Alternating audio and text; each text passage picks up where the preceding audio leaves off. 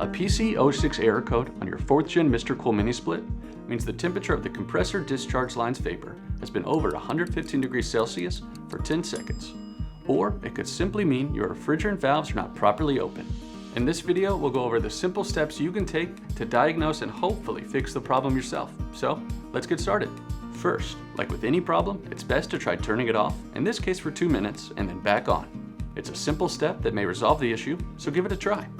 If the error code persists, check to make sure that the refrigerant valves are properly opened. Using an Allen wrench, turn counterclockwise on the refrigerant valves and, if your system has one, the king valve until they are all the way open. Don't force it, just make sure they're open.